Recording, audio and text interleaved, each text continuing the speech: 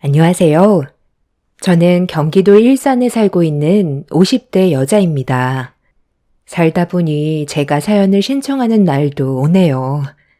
너무 오래된 일이라 자세하게 모든 걸 기억할 수는 없지만 그래도 제가 겪었던 일들을 여러분들께 최대한 전달해 드릴 수 있게 30년 전의 기억을 다시 떠올려 보도록 하겠습니다. 그때 당시 전 남편과 연애를 하다가 결혼도 하기 전에 애가 덜컥 생겼어요. 너무 갑작스럽게 찾아와서 많이 놀랐었고 두려웠는데 그런 저를 안심시켜줬던 전 남편은 저를 데리고 무작정 자기 부모님 댁으로 찾아갔어요. 준비가 되어 있지 않은 상태였지만 뱃속의 아이를 책임지기 위해서는 당연한 결정이었고 처음으로 인사를 드리러 갔을 때 임신했다는 사실을 알게 된 시부모님은 경악을 했었습니다.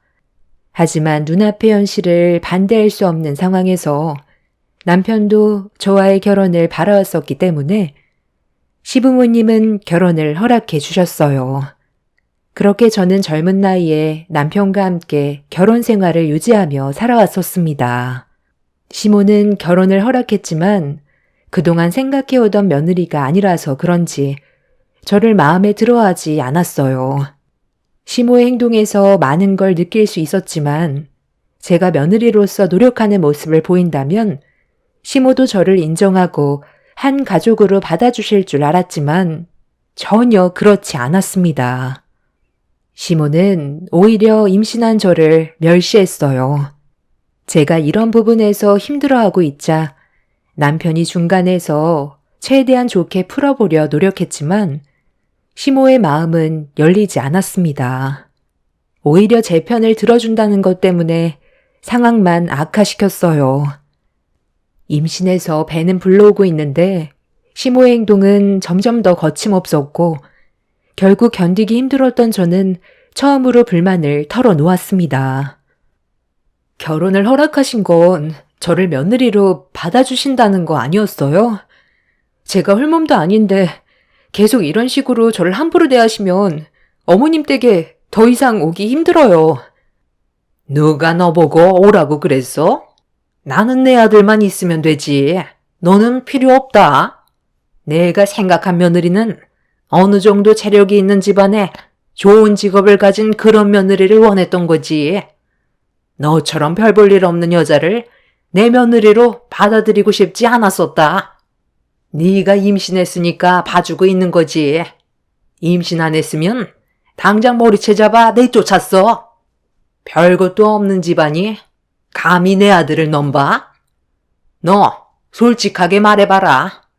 내 아들이 너랑 잠깐 만나고 헤어질 것 같으니까 일부러 임신한 거지?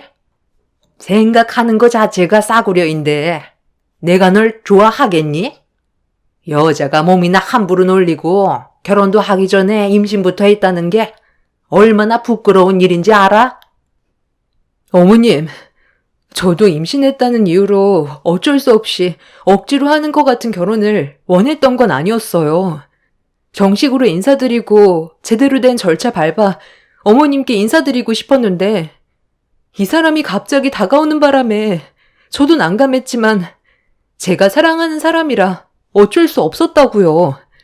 저만 잘못이 있는 것도 아니잖아요. 네가 무조건 잘못했다.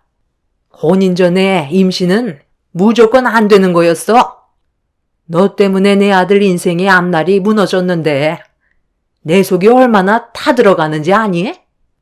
네가 인사 오기 전에 내가 그동안 며느리 삼으려고 밑작업 해뒀던 예비 며느리가 있었는데 내 아들과 이어주기도 전에 네가 임신을 해서 내 계획을 전부 다 망쳐버렸다고. 네가 아무리 노력해봤자 나는 너를 며느리로 인정해주지 않을 거니까 견디기 힘들면 내 아들과 이혼해라. 누가 이기나 한번 보자고. 엄마, 제발 그만 좀 해요. 제가 사랑하는 사람이 임신을 했으니까 당연히 책임져야 하는 거 맞는 건데 계속 이런 식으로 나오면 저도 더 이상 올 수가 없어요. 임신한 몸인데 집안일 시키고 잠깐도 쉬지 못하게 하면 제가 눈치가 보여서 도저히 이 집에 있을 수가 없다고요. 엄마는 제가 사랑하는 사람과 결혼했는데 좋게 받아줄 수는 없는 거예요? 결혼한 지 몇 달 되지도 않았는데 얼굴 볼 때마다 이러면 다음부터는 저도 진지하게 생각을 좀 해봐야 하겠어요. 너한테 할 말이 있으니까 잠깐 이리 좀 와봐라. 저런 여자랑 살면 한 번뿐인 인생 그냥 망치는 거야. 지금 제 얼굴에 도끼 있는 거 보면 모르겠니? 시모는 저와 남편의 결혼을 허락해 주었지만 저를 며느리로 인정해 주지는 않았어요. 시모는 결혼을 반대하려 했었는데 옆에 함께 계셨던 시부가 저를 며느리로 받아들여 주자 어쩔 수 없이 시부의 말을 따를 수밖에 없어 결혼을 허락해 준 거였죠. 아무리 마음에 안 들어도 뱃속엔 시모의 손주가 자라고 있는데 시댁에 갈 때면 그동안 손가락 하나 까딱하지 않고 밀어두었던 집안일들을 쉬지 않고 시켰습니다. 임신한 몸이라 안정을 취해야 되는데 저를 아껴주기는커녕 임신했다고 오히려 증오심만 더 잘하고 있었어요.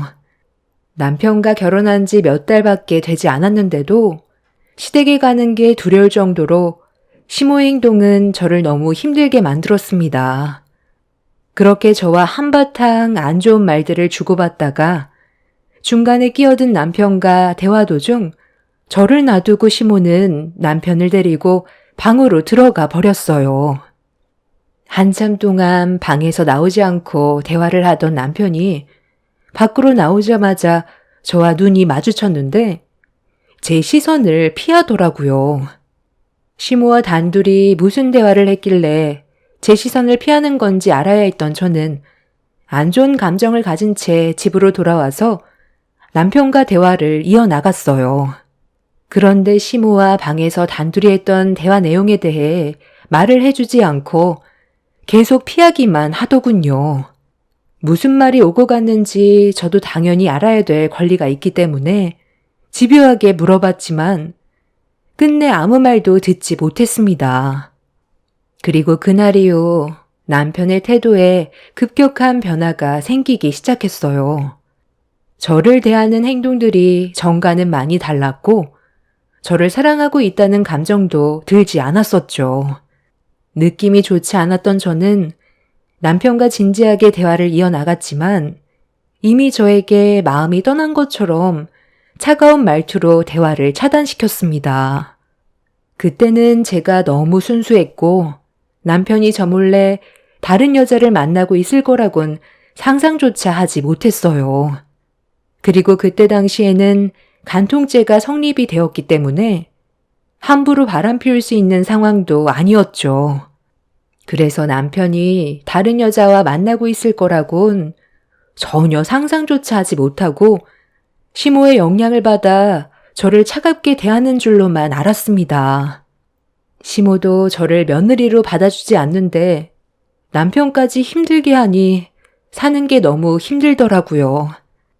남편이라도 제 편에 서서 저를 지켜주려고 노력했다면 참고 버틸 수 있었지만 남편까지 저를 대하는 감정이 예전 같지 않자 정신적으로 너무 힘들었습니다. 스트레스도 많이 받았었고 제 선택이 잘못됐다는 걸 받아들이기 시작했죠. 남편은 저만 평생 바라본다고 했었는데 설 명절날 만삭이 되었을 때 시댁에서 명절 음식을 만들던 도중 한 여자가 양손 가득 선물을 들고 들어왔습니다. 처음 본 낯선 여자가 비음 섞인 목소리로 시모에게 애교를 부리며 다가오자 시모의 입에서 충격적인 말이 터져 나왔어요. 우리 새아가 오는데 많이 힘들었지? 배고플 텐데 서둘러 밥부터 먹자. 얘 철호야, 새색시 왔는데 방에서 뭐하고 있니? 빨리 나와서 반겨줘야지.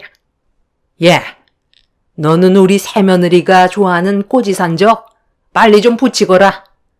내 아들과 새로 결혼하게 될 며느리인데 너보다 능력 좋고 집안 좋고 인물 좋고 어디 하나 빼놓을 게 하나도 없다. 네가 임신했다고 해서 내가 그냥 두 눈 뜨고 보고만 있을 줄 알았어? 나는 내가 원하는 며느리를 데리고 살기로 결정했다. 뭐라고요? 이게 지금 뭐 하는 짓이에요? 제가 이 사람과 결혼까지 했고 법적으로 부부로 인정받았는데 어떻게 이런 짓을 할 수가 있어요? 저는 지금 곧 출산을 앞두고 있다고요. 이게 어떻게 된 거야? 당신 입으로 말해봐. 어머님 혼자 이런 결정을 내린 건 아닐 거 아니야. 당신도 이미 알고 있던 사실이었어? 나를 버리고 저 여자랑 결혼하기로 결정을 내린 거냐고. 왜 말을 못해? 오늘도 나한테 한마디도 하지 않더니 이런 문제로 내 얼굴을 쳐다보지 않았던 거야? 나는 그래도 며느리로서 할 도리는 하려고 만삭인데도 명절 음식 힘들게 만들면서 좋은 관계 유지해보려고 노력했었는데 당신은 나 말고 다른 여자와 만나고 있었어? 너를 우리 집안의 며느리로 들이기 싫어서 내가 그동안 밑작업 해뒀던 새 며느리를 내 아들한테 소개해줬는데 사진을 보자마자 첫눈에 반했다더라. 이래서 사람 일은 한 치 앞도 모른다는 거야. 네가 좋아서 결혼까지 했어도 남자들 마음이라는 게 원래 뒤돌아서면 바뀌거든. 너보다 모든 점에서 우월한데 네가 눈에 들어오겠니? 한두 번 만나게 해주니까 서로 눈 맞아서 결혼까지 결정 내렸다. 그러니까 너도 이제 그만 포기하고 내 아들과 여기까지만 해라. 당신 입으로 말해봐. 정말 나랑 끝낼 거야? 뱃속에 당신 나이가 자라고 있는데 어떻게 다른 여자와 새 출발하려는 생각을 할 수가 있어? 우리 애한테 미안하지도 않아? 나한테 뭐라고 그랬어? 평생 나랑 뱃속에 있는 아이 지켜주겠다며. 그 말 전부 거짓이었어? 몇 달 전에 어머님 방에서 당신이랑 한참 동안 대화 주고받던 날, 그때부터야? 당신이 나 좋다고 따라다녀 놓고 임신까지 시켜놨으면 끝까지 책임을 져야 하는 게 당연한 거 아니냐고. 왜 말을 못해? 그래, 당신 말이 맞아. 우리 엄마가 대화 좀 하자고 했을 때 나한테 사진 한 장 보여주더라고. 그런데 그 사진을 보기 전까지는 당신 옆에 있어주고 싶었고 뱃속에 있는 아이를 위해 열심히 살고 싶었거든. 그런데 엄마가 보여준 사진을 보자마자 나에게 새 출발할 수 있는 기회일지도 모른다는 생각이 들더라고. 우리 엄마 집에 올 때마다 얼굴 붉히는 모습 봐야 하고 우리 엄마가 당신 때문에 힘들어하는데 그 꼴을 평생 동안 보면서 살아야 한다고 생각하니까 자신이 없었어. 모든 걸 놓치고 싶지 않았는데 당신 편만 계속 들다가는 나를 낳아주신 엄마와 정말 연을 끊게 될지도 모른다는 안 좋은 상황들이 눈앞에 보이니까 자신이 없었다고. 나는 두 마리 토끼를 잡고 싶지. 한쪽으로만 치우쳐서 불안정한 삶을 살고 싶지 않아. 그래서 엄마의 부탁으로 만남을 가지게 됐는데 나와 너무 잘 맞더라고. 천생연분이라는 게 있다는 걸 그때 알 수 있었고 몇 번 더 만나면서 내 마음에 확신이 들더라. 당신과 불행한 삶을 사는 것보단 차라리 한 번 힘들어도 눈 딱 감고 내가 원하는 삶을 살기로 결정했어. 이게 내가 내린 선택이야. 이렇게 해야 당신이 나를 도와줄 것 같아서 수키 씨를 집으로 오라고 한 거야. 아, 그리고 쓸데없는 문제 일으키려 하지 말고 그냥 조용히 내 아들과 이혼 절차 밟아라. 내 말 무슨 뜻인지 알지? 괜히 간통죄로 고소한다고 시간 낭비하지 말라는 거야. 내가 나이가 몇인데 그런 거 하나 철저하게 준비하지 못할 것 같니? 경찰서 가서 내 아들과의 관계를 백날 떠들어봤자 네가 증명할 수 있는 게 뭐가 있니? 현장을 덮친 것도 아닌데 증거가 없잖아. 내가 왜 너한테 새 며느리의 얼굴을 보여준 줄 아니? 이거 받고 조용히 사라지라는 거야. 네가 아무리 발버둥 쳐봤자 간통죄로 처벌을 할 수가 없다. 내 아들과 새며느리가 서로 결합한 현장을 덮쳐야 하는데 그게 말처럼 쉬운 일도 아니잖니? 이미 내가 다 알아봤다. 자, 여기 이거 받아라. 쓸데없이 일을 복잡하게 만들지 말라고 주는 위자료니까 이거 받고 다시는 내 앞에 나타나지 말거라. 저보고 지금 이깟 돈 받고 사라지라는 거예요? 제가 그렇게 순순히 이혼해 줄 것 같아요? 저는 끝까지 이혼 서류에 도장 찍지 않을 거예요. 저와 뱃속에 있는 제 아이가 받은 상처가 얼마나 큰데 이깟 돈으로 저를 내보낼 수 있을 거라고 생각해요? 그쪽도 참 할 짓 없나 보네. 생긴 건 멀쩡한데 남의 가정을 깨서 들어오고 싶었나 봐? 널린 게 남자인데 이런 쓰레기 같은 집안과 살림을 차리려 한다는 게 이해할 수가 없네. 임신한 나도 이렇게 버려지는데 그쪽은 나처럼 안 버려질 줄 알아? 결국 그쪽도 똑같이 당하게 될 거라고. 내 눈에 흙이 들어와도 절대 이혼 안 해줄 거고 평생 당신들 괴롭히면서 살 거야. 순간적으로 급격하게 올라온 스트레스 때문이었는지 예정일이 일주일 정도 남아 있었는데 갑자기 진통이 오기 시작했어요. 그리고 동시에 양수까지 터지는 돌발 상황이 오게 되었죠. 진통 때문에 고통스러워 뒹굴고 있는데 그런 저를 바라보던 시모는 쓸데없이 연기하지 말라면서 양수가 터진 제 팔을 끌고 주방으로 데려갔어요. 이혼을 안 해줄 생각이면 주방에서 일이나 하라며 상간녀가 좋아하는 꼬지 산적이나 만들라고 배를 움켜쥐고 있는 저를 주방으로 밀어 넣었습니다. 갑작스럽게 찾아온 진통 때문에 움직이지 못하고 있자 시모는 그런 저를 보면서 휴하지 말라며 온몸이 경직될 만큼 차가운 얼음물을 저에게 사정없이 쏟아 부었습니다. 너무 놀라 비명을 지르며 괴로워하고 있는데 시모는 뱃속에 있는 제 아이도 저를 닮아 쇼 잘하겠다면서 힘들어하는 저에게 막말을 퍼부었어요. 그리고 그런 저를 바라보고 있던 남편은 보란 듯 옆에 있던 상간녀의 손을 잡아 보였습니다. 뱃속에 자기 핏줄인 아이가 있는데 다른 여자에게 마음이 뺏겨 진통을 겪고 있는 저를 도와주지 않고 있는 남편이 인간 같지 않았어요. 시모는 저에게 계속해서 얼음물을 머리 위로 쏟아 부었고 정신이 혼미해질 정도로 힘들어지자 저도 모르게 살려달라는 말이 입 밖으로 나왔어요. 시모는 제가 애원을 하자 남편한테 준비되어 있는 서류를 가지고 오라고 시켰습니다. 시모는 남편이 건넨 서류를 받아 쓰러져 있는 제 앞에 던졌습니다. 정신이 희미해져 가는 상태에서 눈앞에 보이는 서류를 힘겹게 바라봤는데 그건 남편과 제가 법적으로 더 이상 부부관계를 원치 않는다는 이혼 서류였습니다. 시모는 뱃속에 있는 아이를 살리고 싶으면 이혼 서류에 도장을 찍으라면서 제 앞에 인주를 밀어주었고 저는 일단 뱃속에 있는 아이부터 살리고 보자는 마음으로 피눈물을 흘리면서 이혼 서류에 지장을 찍게 되었습니다. 그렇게 엄청난 정신적 충격과 진통으로 인해 그 자리에서 정신을 잃었고 눈을 떴을 땐 이미 저는 병원에 있었어요. 저희 부모님은 눈물을 흘리고 계셨는데 제가 정신을 차린 모습을 보곤 아이 걱정부터 할까봐 수술로 뱃속에 있는 아이를 꺼냈다면서 무사하다는 말을 하셨습니다. 부모님도 어느 정도 상황을 알고 계신 듯 얼굴 표정이 많이 어두웠어요.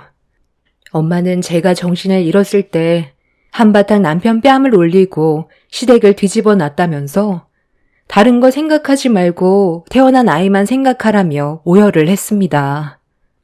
제가 정신을 잃고 있는 동안 시모가 엄마한테 위자료를 건네주었고 이혼 서류에 도장까지 찍었다면서 시댁에 있었던 일들에 대해 설명을 해준 것 같아 보였어요. 저희 부모님도 화가 머리끝까지 끌어올랐지만 저희 집안이 변호사를 선임해서 시댁을 상대로 고소할 만큼의 재정적 여유가 없었기 때문에 눈물을 머금고 현실을 받아들일 수밖에 없었습니다. 남편과 상간녀를 상대로 간통죄로 처벌을 하고 싶어도 증거물 하나 없었기 때문에 저희가 할 수 있는 건 역부족이었어요. 눈앞에 펼쳐진 현실이 너무 괴롭고 힘들었는데 세상 밖으로 나온 아이를 보게 되니 차라리 잘 됐다 싶더군요. 그런 쓰레기 같은 집안에서 아이를 키우며 사는 것보다 차라리 이혼하고 각자 갈 길 가는 게 오히려 아이한테도 좋을 것 같아 저는 그렇게 남편과 이혼을 진행하게 되었습니다. 저와 같은 연배이신 분들은 간통죄에 대해 어느 정도 아실 텐데요. 현장을 직접 잡는 게 쉬운 문제도 아니었을 뿐더러 카메라를 들고 쳐들어가서 모든 장면을 증거물로 남겨놔야 하는데 그게 쉬운 문제는 아니었고 그때 당시 간통죄는 무조건 2년 이하의 징역을 받기 때문에 남편은 저와 이혼하기 전까지 몸을 사렸습니다. 제가 할 수 있는 건 그 인간이 상간녀와 바람 피웠다는 걸 입증해서 위자료를 받아내야 있었는데 그게 말처럼 쉬운 문제는 아니었어요. 이제 막 태어난 아이를 키워야 하는데 남편이 상간녀와 간통죄를 저지르는 현장을 잡기 위해 쫓아다닐 수도 없는 노릇이었습니다. 그 인간들 때문에 제 시간을 버리는 것보다 차라리 아이 키우는데 집중하는 게 좋을 것 같아 저는 몸이 회복이 된 후로 시댁에 찾아가 보란듯이 주방에 있던 시모와 상간녀에게 재래식 화장실에서 본 똥물을 냅다 뿌렸어요. 법적으로 처리할 수 없다면 이렇게라도 대갚아줘야 속이 후련할 것 같았거든요. 그렇게 저는 진작에 시모에게 받았던 위자료 1,000만 원으로 마무리 지었습니다. 시모도 제가 귀찮게 물고 늘어지는 걸 원치 않았는지 더 이상 연락도 없더군요. 저희 집안은 금전적인 여유가 많지 않았기 때문에 1,000만 원도 소중했었고 그렇게 남편한테 받은 배신을 깔끔히 잊고 털어버리고 살았습니다. 언젠가 다시 만나게 되면 제 딸이 성공해서 멋진 인생을 살고 있는 걸 보여주고 싶었어요. 그래서 이악 물고 제 딸을 위해 정말 열심히 땀 흘리며 살았습니다. 저에게 더 이상의 결혼은 없었어요. 과거에 남편과 시모에게 받았던 치가 떨리는 상처 때문에 새로운 시작을 하고 싶지 않았습니다. 제 딸만 바라보며 살고 싶었고 그렇게 앞만 보며 달려오다 보니 어느새 저는 20대에서 50대가 되어버렸지만 그동안 살아온 삶에 대해 후회하지는 않았어요. 딸과 열심히 노력한 결과 좋은 성과를 거둘 수 있었거든요. 앞만 보며 달려온 삶이 정말 힘들었지만 그래도 원하던 바를 이루게 되었다는 거에 뿌듯함을 느낄 수 있었고 성공한 제 딸의 모습을 보면서 여유도 가질 수 있었습니다.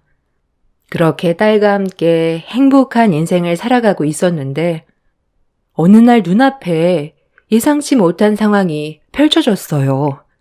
그동안 바쁘게 살아오면서 머릿속에 잊혀졌던 과거의 일들이 다시 떠올랐고 저와 마주친 그 인간들도 많이 놀랐는지 당황스러워하고 있었습니다. 그런데 상황이 예전과는 많이 달라져 있더군요. 당신 맞지? 아니, 이런 데서 당신을 보게 될 줄 몰랐는데. 정말 오래간만이네. 그동안 어떻게 지냈어? 아직도 그때의 얼굴이 그대로 남아있네. 우리가 다시 얼굴 본 게 한 30년 만인가?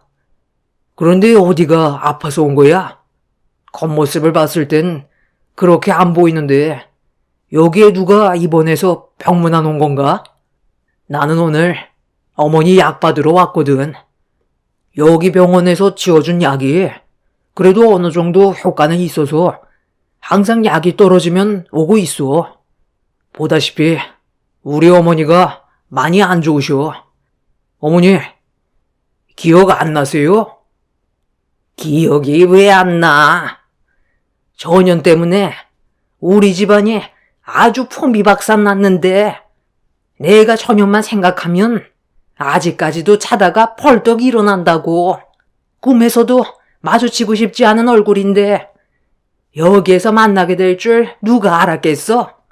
병원에서 나올 때까지만 해도 그래도 기분이 나쁘진 않았는데 저년 얼굴을 30년 만에 다시 보게 되니 그때 일들이 다시 떠오르는구나. 첫 바늘을 잘못 깨는 바람에 내 아들이 지금도 혼자 살고 있다. 여자만 만나면 그년들이 우리 아들 등쳐먹고 돈만 빨아먹고 가서 지금까지 혼자 살고 있다고. 30년이 지났는데도 그 성격은 아직도 그대로네요. 반가운 얼굴도 아닌데 서로 말 섞을 필요도 없잖아요. 몸도 성치 않아 보이는데 그 성격은 절대로 고쳐지지가 않나 봐요. 어쩌다 이 지경까지 됐어요. 사람이 심보를 고약하게 먹으면 그 업보가 나중에 전부 자신에게 다시 돌아온다더만 결국 벌 받았나 보네요. 뭐라고? 너 지금 말 다 했니? 내가 이 꼴을 하고 있으니까 우습게 보이나 본데 아직까지 너 하나 머리채 잡을 힘은 남아 있다고. 아들, 나 좀 일으켜 세워봐라. 제발 성격 좀 죽이세요. 언제까지 저 사람 원망하면서 살 거예요? 벌써 30년이나 흘렀다고요. 저 사람 내친 게 누군데요? 저랑 어머니잖아요. 내가 그때는 정말 미안해. 너무 철이 없었던 것 같아. 당신한테 씻을 수 없는 상처를 안겨준 거에 대해 나도 정말 후회 많았어. 당신 내쳤을 때 옆에 있었던 그 여자는 나랑 결혼할 줄 알았는데 마음이 싹 바뀌어선 더 능력 있는 남자가 접근했다고 나를 버리더라고. 결국 당신이랑 이혼하고 그 여자한테까지 버림받았는데 우리 어머니가 또 다른 여자와 선자리를 만들어줘서 관계를 잘 이어나가다가 결정적일 때 결혼의 문턱까지 가지는 못하더라고. 무슨 이유 때문인지 모르겠는데 만나는 여자한테 물질적으로 퍼줘도 결국 결혼은 할 수 없었어. 그리고 우리 어머니 건강에도 문제가 생겨서 결혼은 아예 꿈도 못 꾸게 되었지. 당신도 보면 우리 어머니가 많이 심각하다는 걸 알 거야. 이게 희귀병이라는데 벌써 20년 가까이 앓고 있거든. 후천성 스포성 표피 박리증이라고. 온몸에 물집이 잡혀서 피부가 벗겨지고 완치가 불가능한 병이래. 처음에는 손이나 발에 조금씩 물집이 잡히던 게 어느 순간부터 온몸 전체로 올라오길래 단순히 넘길 문제가 아닌 것 같아 큰 병원을 찾아갔는데 희귀병 진단을 받게 된 거야. 그리고 지금까지 물집이 터지고 피부가 벗겨졌다가 다시 아물고를 반복하고 있어. 요즘에는 어머니의 건강이 많이 약해지면서 좀처럼 회복이 되지 않고 병이 더 악화되고 있는 중이야. 이런 삶을 살고 있는데 어느 누가 나랑 결혼을 하겠어. 다 내 업보인 거지. 엄마, 오늘은 일찍 왔네요. 저 아직 예약 환자가 몇 분 더 있어서 좀 더 기다려줘야 할 것 같은데 괜찮죠? 요즘 피부질환 문제로 환자분들이 너무 많아서 정신이 하나도 없어요. 한 1시간 정도면 끝날 것 같은데 그때까지 저기 좀 앉아 계세요. 안녕하세요. 아직 안 가셨네요? 엄마랑 아는 분이셔? 내 담당 환자분이시거든.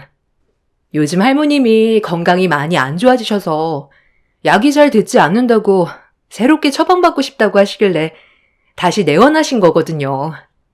그 약 드시면 좀 더 괜찮아지실 거예요. 잠깐만. 방금 뭐라고 했어요? 이 사람한테 엄마라고 했어요? 아니 그럼 설마 윤 선생님이 당신 딸이라는 거야? 그럼 윤 선생님이 내 딸이라는 거라고? 무슨 말 하는 건지 모르겠네. 내 딸은 원래부터 아빠라는 존재가 없었어. 30년 전에 뱃속에 있던 내 딸과 나를 버렸잖아. 나는 아직까지도 양수가 터졌던 그날을 잊지 못해.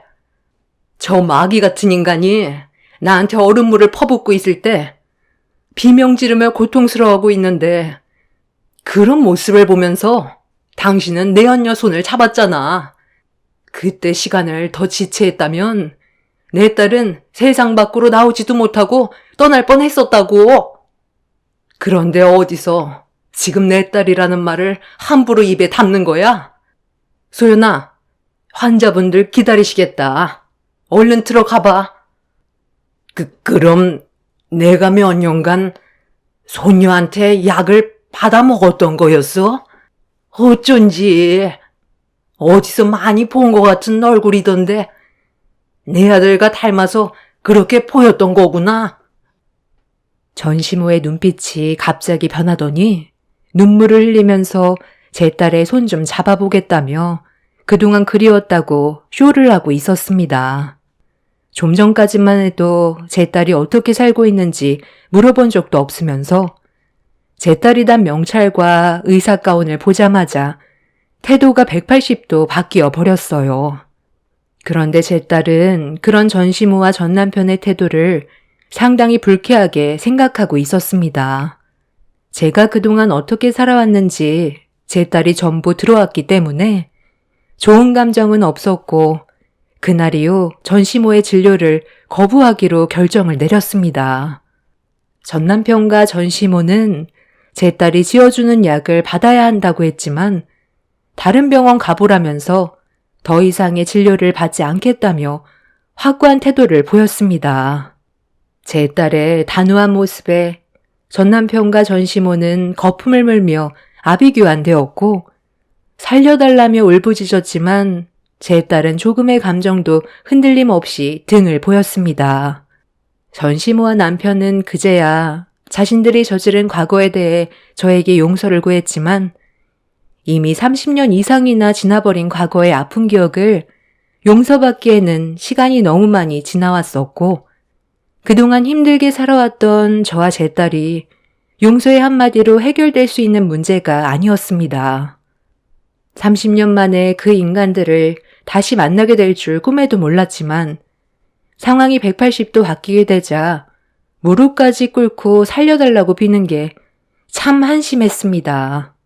과거에 그런 행동을 하지 않고 좋은 관계를 만들어 나갔다면 지금 같은 상황은 오지 않았을 텐데 본인들의 미련한 행동으로 인해 과거를 후회하는 모습이 참 덧없어 보였어요. 제 딸은 그날 이후 전시모의 진료를 거부했고 전 남편은 제 딸의 병원에 하루가 멀다 하고 찾아와 용서를 구하고 있습니다. 하지만 그 모습조차 저는 거짓으로 보였어요. 제 딸을 벗겨먹으려는 것 같은 느낌이 강하게 들었거든요. 아니나 다를까 얼마 전엔 딸에게 와서 빚 8천만 원만 갚아주면 다시는 찾아오지 않겠다며 뻔뻔하게 돈을 요구했다고 하더군요. 딸은 당황하지 않고 그 자리에서 바로 경찰을 불렀다고 하더라고요. 어쩜 인간이 세월이 지나도 그렇게 뻔뻔할 수 있는지 지금은 그냥 무시하고 지내고 있지만 갑자기 마주치게 된 그 인간들이 집요하게 달라붙으려 하고 있어요. 아마 제 딸이 의사라는 이유 때문에 많은 걸 도움받으려고 계속 접근을 시도하는 거겠죠. 희귀병을 앓고 있는 전시모가 과거의 자신의 악행을 평생 후회하면서 살았으면 좋겠습니다. 지긋지긋한 악연 또다시 반복되지 않았으면 좋겠어요. 제 딸의 인생까지 망치게 하고 싶지 않아 단호하게 행동할 생각입니다. 모든 분들 건강 유의하시길 바랍니다. 감사합니다. 안녕하세요. 저는 경기도 남양주에 살고 있는 40대 여자입니다. 얼마 전에 저희 집에 시모가 찾아왔어요. 한 번만 기회를 달라는 말이었는데 이미 예전에 끝난 일이라 더 이상의 관계를 유지하고 싶지 않아 시모의 청을 거절했어요. 겉으론 눈물을 보이고 용서를 구했지만 시모를 거절하자 역시나 예전과 다르지 않은 모습을 보였고 결국 또다시 난리를 치기 시작해 어쩔 수 없이 경찰의 도움을 받아 상황을 정리할 수 있었습니다. 남편과 결혼 생활하는 동안 시모와의 관계는 그렇게 좋지만은 않았어요. 제가 하는 모든 것을 마음에 들어하지 않았었죠. 사소한 거 하나라도 그냥 넘어가지 않고 트집을 잡는데 저도 사람인지라 시모의 잔소리를 오랜 시간 듣다 보니 신경이 많이 날카로워지게 되었고 차라리 얼굴을 안 보고 지내는 게 좋을 것 같아 웬만해선 시댁에 가지 않으려 했지만 남편과 결혼 생활하는 동안에는 어쩔 수 없이 시댁을 가야 하는 그런 상황들이 있어서 피하는 건 쉽지 않았습니다. 결국 고부 갈등은 점점 더 심해졌고 참고 참았던 감정이 터져버리는 일이 있었어요. 시댁 식구들은 언성을 높이는 제가 잘못했다며 시모의 편을 들어주었지만 저는 왜 욕을 먹어야 하는지 납득이 되지 않았어요. 며느리가 무슨 종도 아니고 잠깐도 쉬는 꼴을 못 보고 쉬지 않고 일을 시키던 시모 행동이 너무 불공평하다고 했지만 시댁 식구들은 조금도 제 편이 되어주지 않았죠. 무조건 시모의 입장에서만 생각했었고 입 아프게 얘기해봤자 달라지는 건 아무것도 없을 것 같아 그냥 시댁을 뛰쳐나왔어요. 그래도 남편이 제 편에 서서 시모가 잘못했다는 걸 얘기해준 게 어느 정도 마음의 위안을 얻을 수 있었지만 남편이 제 편을 들어줬다는 거에 시댁 식구들은 더욱더 분노했어요. 남편 아래로 신우가 둘이나 있는데 저만 일을 시키는 게 너무 불공평하다고 생각했어요. 그래서 그런 불만들을 얘기했던 건데 시모와 신우들은 그런 제가 못마땅했는지 얼굴을 붉히면서 며느리로 들어왔으면 시댁 일은 당연히 해야 되는 일이라면서 제 마음을 조금도 이해해 주려 하지 않았습니다. 그날 이후 시댁과 2번 다시 만나지 않겠다고 했었는데 사람 일이라는 게 마음처럼 되지가 않잖아요. 저희 부부가 연락도 하지 않고 시댁을 가지 않으니까 이번엔 반대로 시댁 식구들이 저희 집으로 찾아왔어요. 그때 저는 이사를 가지 않는 이상 절대로 벗어날 수 없다는 걸 알 수 있었고 무작정 밀고 들어오는 시댁 식구들의 행동에 질려버려 2손 2발 전부 들게 되었네요. 그리고 그날 상상도 하기 싫었던 충격적인 일을 경험하게 됐는데 시모가 저희 집에서 음식을 해먹겠다고 상당히 많은 식재료들을 가지고 왔는데 제가 손가락 하나 까딱하지 않자 신우들이 주방을 난장판으로 만들어놔서 지저분하게 널브러져 있는 모습 보고 싶지 않아 어쩔 수 없이 식재료에 손을 댔고 남편은 시댁 식구들에게 막말을 퍼부으면서 안 좋은 감정들을 쏟아내고 있었습니다. 아유, 듣기 싫으니까 그만 좀 해라. 아무리 가족들이 싸웠다 해도 연락 끊고 지내는 게 맞는 거니? 그래도 어느 정도 시간이 지났으면 다시 얼굴 보고 하는 거지. 정말 평생 연락 끊고 지내려 했던 거야? 너희들이 연락을 해도 받지 않고 오지도 않으니까 우리가 직접 올 수밖에 없었던 건데 그만 얼굴 붉히고 밥이나 먹자. 새언니가 집에 있을 때는 그래도 시끌벅적하고 좋았는데 연락도 안 받고 오지도 않으니까 엄마 집이 너무 조용해서 적응이 안 되더라고요. 거기에다가 엄마랑 내가 음식까지 직접 해야 되니까 너무 짜증이 나더라고요. 원래 새언니가 하던 일을 우리가 하려니 적응이 안 되더라고. 그래서 찾아온 거예요. 우리 집안의 장남인 오빠가 이런 식으로 대처할 줄 몰랐는데 정말 실망이야. 무작정 연애를 끊고 지낸다면 모든 게 해결될 줄 알았어? 오빠 때문에 엄마가 얼마나 힘들었는지 알아? 그때 그 난리 치고 나간 뒤로 엄마가 오열을 했다고. 힘들게 아들 키워서 장가 보냈더니 엄마는 안중에도 없다고 엄청 슬퍼했어. 오빠가 최대한 지혜롭게 해결할 수 있었던 거 아니야? 나 그날 이후 너무 서운해서 잠 한숨 제대로 못 잤어. 새언니는 이혼하면 남이지만 가족은 평생 끊어지지 않는 끈이 있다고. 무조건 새언니 편만 들지 말고 엄마 좀 챙겨. 나도 결혼했고 시댁에서 눈치 보면서 살아. 그런데 이건 사람하기 나름 아냐? 나는 그래도 시부모님한테 사랑받으면서 지내고 있는데 새언니는 왜 우리보다 먼저 시집생활을 했으면서 그렇게 하지 못할까? 내가 봤을 때 새언니는 부침성이 별로 없어. 우리 엄마가 시키는 대로 한다고 하는데 얼굴에 불만이 한가득이야. 표정에 변화도 없고 뭐가 그리 짜증이 나는지 엄마한테 은근 짜증내잖아.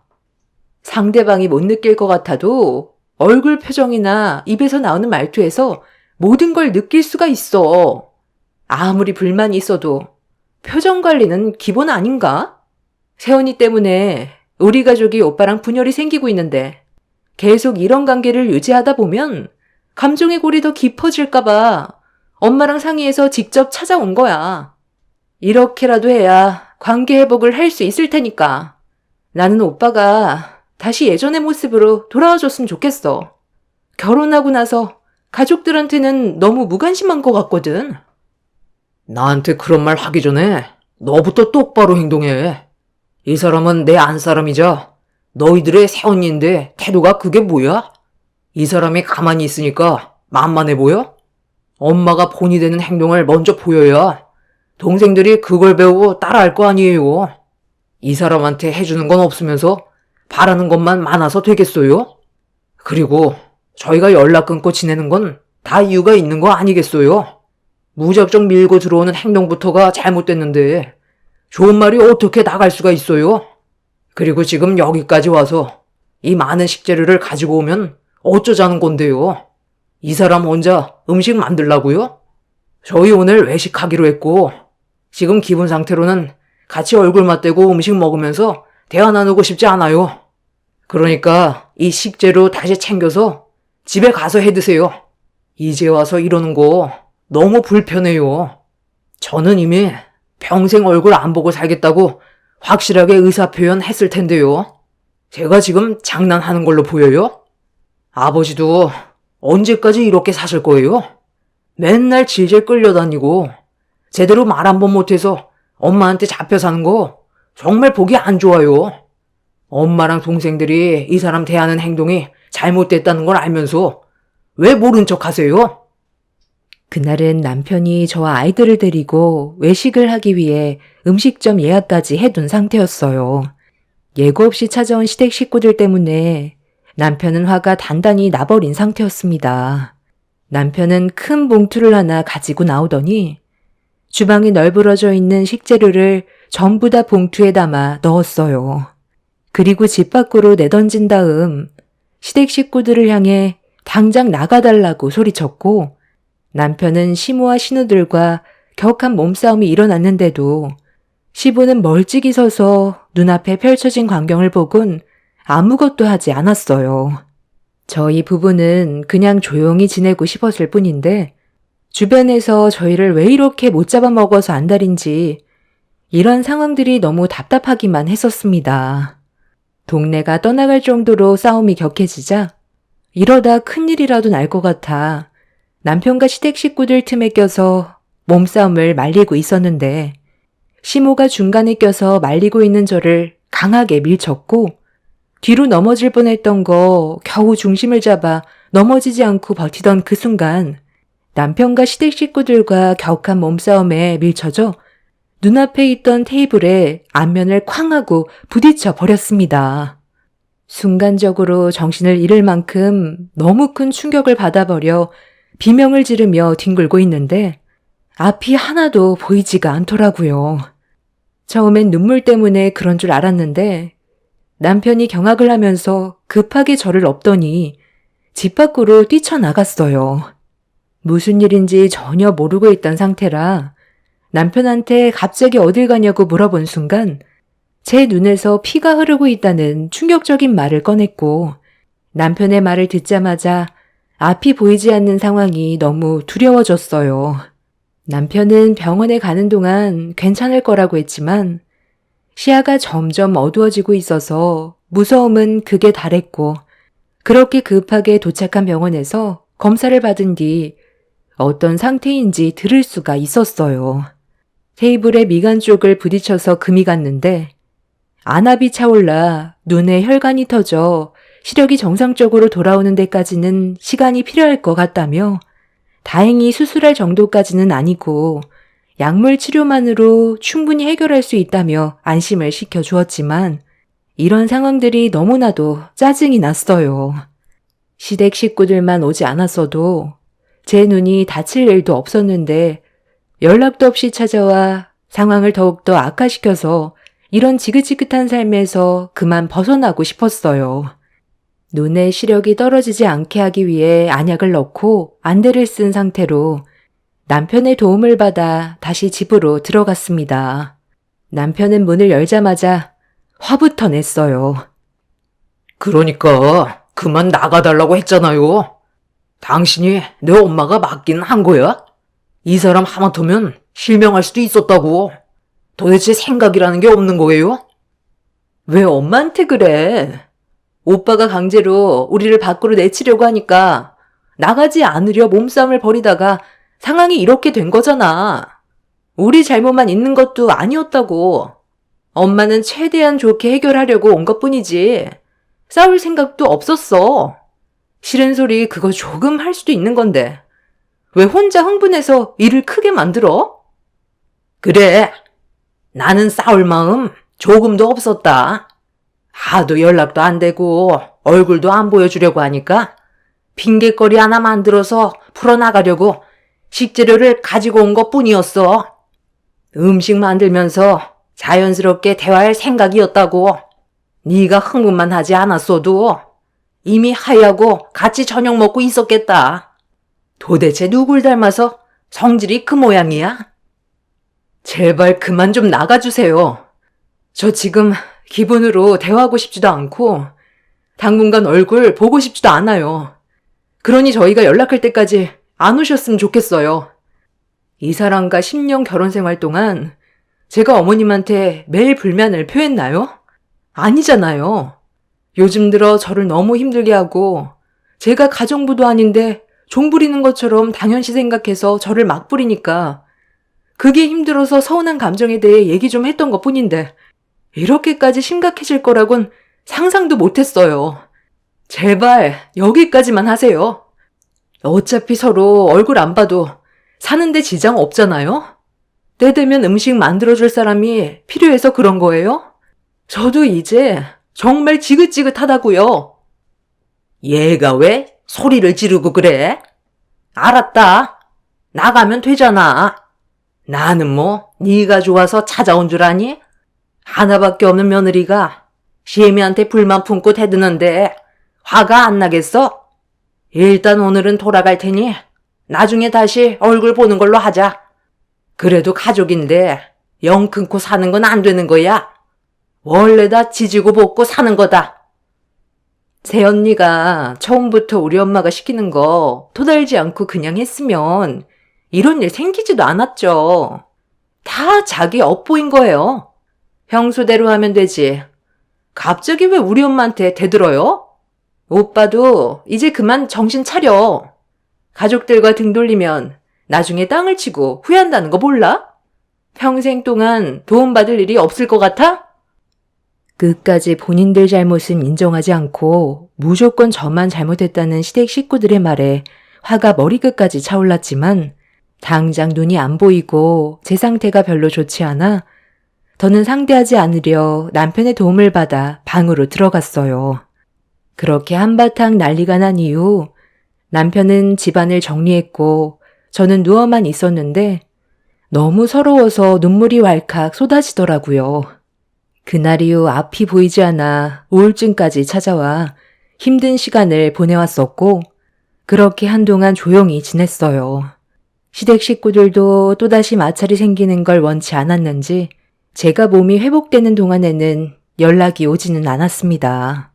그렇게 2달 정도의 시간이 흐르자 어느 정도 시력을 회복할 수 있었는데 시모한테서 전화가 왔어요.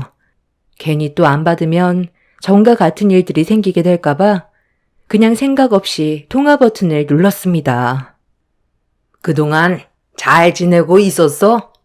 너는 시애미가 어떻게 지내고 있는지 궁금하지도 않던? 내가 너한테 전화한 이유 알고 있지? 곧 설 명절이잖아. 어느 정도 시간도 지났고 그만큼 시력도 많이 좋아졌을 텐데 얼굴 한번 봐야지. 눈 상태가 어떤지 확인도 좀 해볼 겸 이번 명절에 잠깐 들리도록 해라.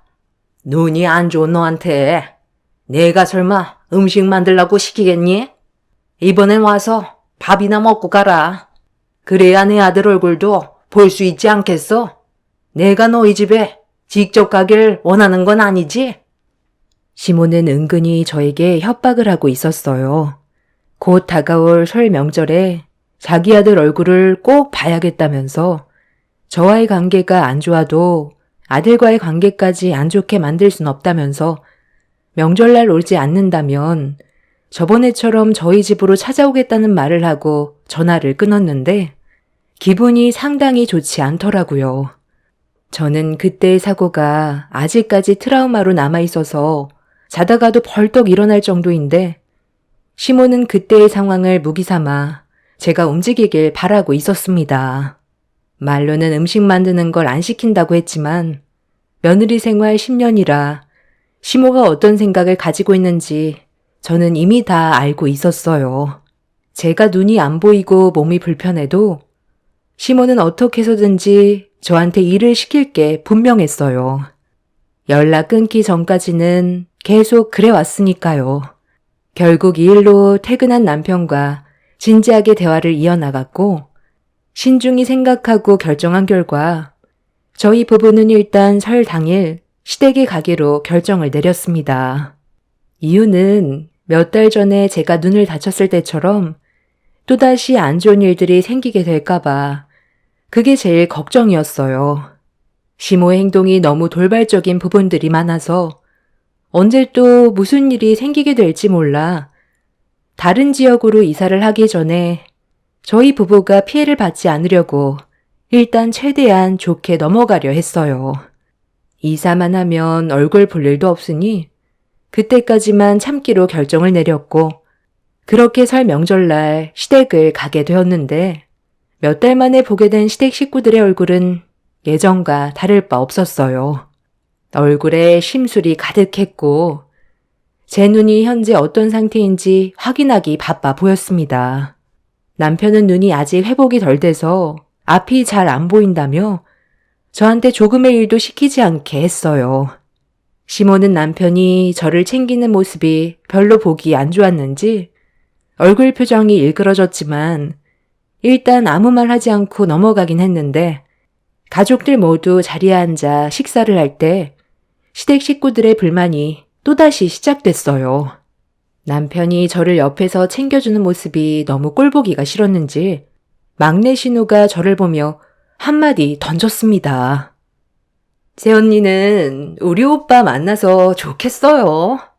별로 크게 다친 것 같지도 않은데 남들이 보면 무슨 죽을 병이라도 걸린 줄 알겠네. 오빠는 그만 좀 해. 새언니가 손이 없어? 눈도 거의 회복했다며. 내가 봤을 땐 멀쩡히 보이는구만. 오빠가 이렇게 감싸고 노니까 새언니가 우리 엄마를 더 함부로 대하는 거잖아. 또 시작이냐? 너는 잘못 없어. 내 집에 와서 그 난리를 쳐놓고 미안한 감정이 조금도 없는 거야? 나 오늘 여기 싸우러 온 거 아니거든? 쓸데없이 일 크게 만들지 마. 조용히 밥이나 먹어. 그냥 조용히 있다가 가면 된다고 해서 왔는데 또다시 싸움 걸면 그냥 자리에서 일어날 거야. 마누라 챙겨주는 건 집에서 해야지. 엄마가 보는 앞에서 꼭 그렇게 해야 되겠어? 틀린 말 한 것도 아닌데 웬만하면 자중해주면 좋겠다. 몇 달 동안 눈 때문에 일도 못하고 집에서만 박혀 있었을 텐데 밥벌레처럼 집에 밥만 축내고 있었겠네. 내 아들은 힘들게 일만 하고 너는 입만 벌리고 있었을 거 아니야? 내 아들이 하는 행동을 보니 안 봐도 눈에 훤하구만. 이런 꼴을 내가 언제까지 보고 살아야 돼? 우리 김서방이랑 권서방 봐라. 나한테 얼마나 잘해? 때 되면 알아서 용돈까지 챙겨주고 여행까지 보내주는데 하나밖에 없는 며느리는 집안일 좀 했다고 불만만 늘어놓고 싸움이나 조장하고 있으니 내가 좋은 말이 나오겠어? 우리 남편이야. 원래 잘했잖아. 너무 완벽해서 틈이 없다니까. 오빠는 이 사람 좀 보고 배워야 돼. 우리 엄마한테 얼마나 잘해. 둘째 신우의 버릇없는 말에 남편은 기분이 이상했는지 들고 있던 숟가락을 식탁에 쾅 하고 내려놓았어요.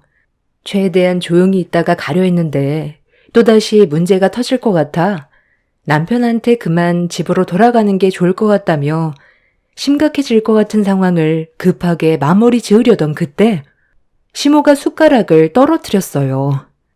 그런데 저를 바라보던 시모가 바닥에 떨어진 밥알이나 주워 먹으라면서 일도 안 하고 집에서만 놀고 먹고 있는 제가 무슨 밥이냐고 막말을 쏟아냈어요. 남편이 자리에서 벌떡 일어나 식탁 테이블을 쾅 하고 내려치면서 더 이상은 안 되겠다고 평생 얼굴 볼 생각하지 말라며 저를 데리고 나가려는데 시모가 어른이 말도 안 끝났는데 어딜 가냐고 밥숟가락을 집어 던졌습니다. 제 몸에 맞고 바닥으로 떨어진 밥숟가락을 쳐다보던 저는 더 이상 인간 취급을 해줄 필요가 없을 것 같아 떨어져 있던 숟가락을 들어 시모에게 다시 되돌려 던지려던 그때 10인용 교자상 밑에 기아말 장면을 보게 되었습니다. 제 두 눈은 의심할 정도로 너무 충격적인 광경이라 몸을 일으키지 못한 채 급하게 주머니에 있던 핸드폰을 꺼내들어 눈앞에 보이는 장면을 촬영했어요. 찰칵거리는 소리와 함께 꼬여져 있던 다리가 풀리길래 제가 고개를 들어 올리자 당황한 눈빛으로 둘째 신우의 남편이 저를 바라봤어요. 그리고 반대편으로 고개를 돌리자 막내 신우가 저를 당황한 눈빛으로 바라보고 있었습니다. 천천히 몸을 일으켜 집안꼴 잘 돌아간다면서 들고 있던 핸드폰 속 사진을 교자상 위로 올렸어요. 시모는 제가 올려놓은 핸드폰을 주워들어 사진을 확인하더니 손을 부들부들 떨기 시작했어요. 둘째 신우는 아무 생각 없이 시모의 손에 들려있던 핸드폰을 빼서 확인을 했는데 시모와 마찬가지로 손을 부들부들 떨면서 둘째 신우의 남편을 노려보기 시작했어요. 태어난 척 연기를 하던 둘째 신우 남편은 둘째 신우의 핸드폰을 확인하더니 잠깐 놀라는 듯 하다가 말도 안 되는 변명을 늘어놓기 시작했습니다. 그리고 예상했던 대로 둘째 신우는 손을 올렸습니다. 지금 그걸 말이라고 해? 이 장면이 어떻게 스친 거라고 할 수 있는 거냐고. 야, 네가 말해봐. 왜 내 남편 다리 사이에 발을 올려놓고 있는 건데? 무슨 말이야. 이리 줘봐봐.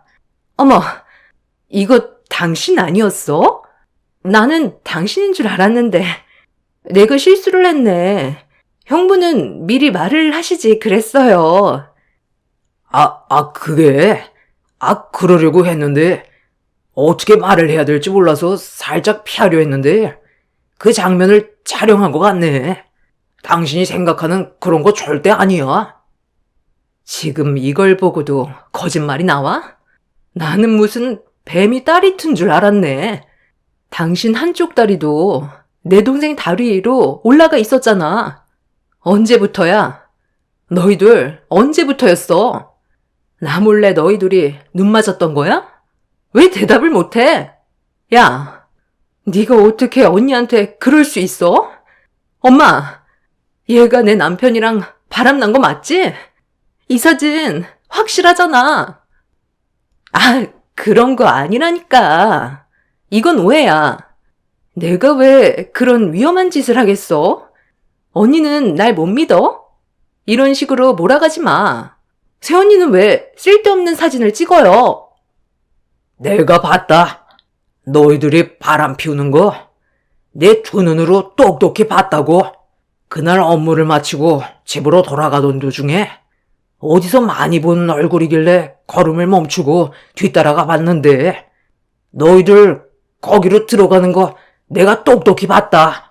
그 장면이 너무 충격받아서 한참 동안 그 자리를 떠나지 않고 기다리고 있었는데 1시간 정도 지나고 나오더라. 자, 이거 봐봐. 내가 혹시 몰라 그때 찍어둔 사진이다.